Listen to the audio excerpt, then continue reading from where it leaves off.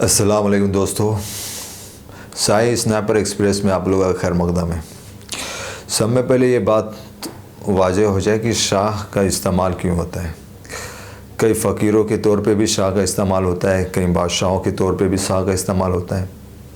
فقیروں مطلب جو اللہ کے ولی ہوتے ہیں ان کے حساب سے استعمال ہوتا ہے۔ تو ایک فقیر جو ولی اللہ کے ولی ہوتے ہیں ان لوگوں کی طرف سے کیوں شاہ استعمال ہوتا ہے اور بادشاہوں کے لیے شاہ کیوں استعمال ہوتا ہے۔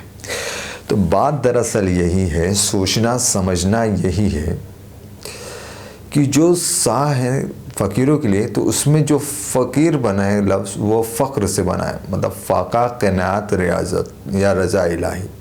فاقہ قناعت اور رضا الہی کے طور پہ فقر کا لفظ بنا ہے، اور بادشاہ اپنے طور پہ۔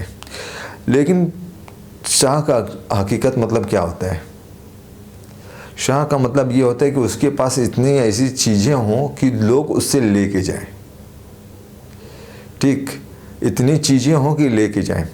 ایک طرف بادشاہ کے پہلے دیکھا جائے تو بادشاہ کی اپنی طاقت اور جرت سے اتنے پیسے اتنے ملک میں وہ جمع کر لیتا ہے کہ لوگ آتے ہیں اس سے لے کے جاتے ہیں۔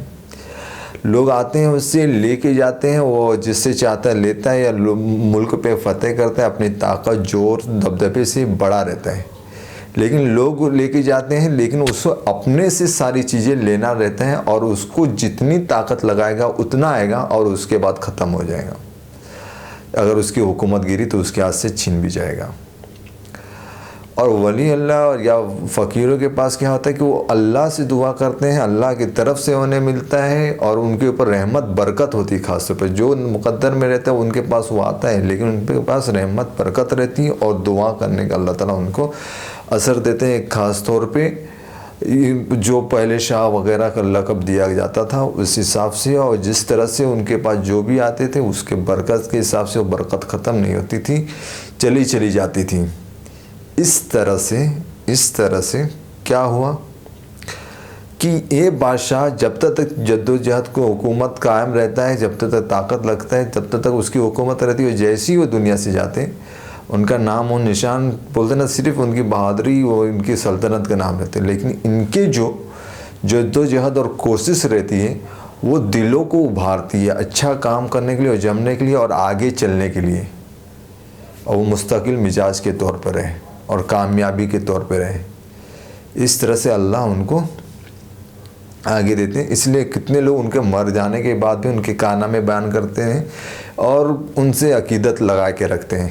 کچھ لوگ تو کیا کیا اور کرتے ہیں، لیکن حقیقت یہی ہے کہ ان کے جو سورس رہتے ہیں وہ ختم نہیں ہوتے ہیں، اور جو لوگ ان کے اوپر یقین رکھتے ہیں ان کو یہ بھی رہتا ہے کہ ہاں مرنے کے بعد جہاں ہم جائیں گے، جہاں سے انہیں ملتا تھا، جس کے سائے سے ذریعے سے وہ کرامات دکھاتے تھے وہ موجود ہے، وہ ہمیں اور اچھا دے گا جو کہ کبھی نہیں ختم ہوگا۔ تو اس لیے ان شاہوں کو اور ان شاہوں کو، مطلب فقیر یا ولی جو رہتے ہیں ان کو شاہ کو، جیسے ولی سبتگین ہو گئے، شاہ سبتگین ہو گئے، اور کئی شاہ ہیں، میں ان کا نام گناتے بیٹھوں گا تو لمبی ہو جائیں گی، اور دوسرے شاہ بادشاہوں میں ہو گئے۔ اس طرح سے جیسے اگر حال فی الحال میں دیکھیں تو جو شیخ بھی ہیں سعودی عرب کے، لیکن ان کو بھی بادشاہ کے طور پہ ہیں، تو ان کے بھی آگے لقب کے طور پہ شاہ لکھا جاتا ہے۔ تو شاہ میں یہی بات ہوتی ہے کہ فقیروں کے بھی سامنے شاہ لکھا جاتا ہے اور بادشاہوں کے سامنے بھی شاہ لکھا جاتا ہے۔ اس لیے لیکن مسلم قوم میں جو ہے کہ لقب وغیرہ کا کوئی مطلب نہیں ہے، کیونکہ اللہ تعالیٰ کے نزدیک جو ہے نا تقویٰ کی بات ہو جاتی ہے کہ کون کتنا پرہیزگار ہے۔ اسی لیے اللہ تعالیٰ نے ایک مہینہ جو ہے خاص طور پر رمضان کا دیا ہے کہ دھیرے دھیرے انسان متقی بن جائے۔ بس یہ تھوڑا موڑا اشارہ تھا ڈیفینیشن کا جو میں نے آپ لوگوں کو بتا دیا۔ بہت بہت شکریہ۔ چینل اچھا لگے تو سبسکرائب ضرور کیجیے گا۔ السلام علیکم۔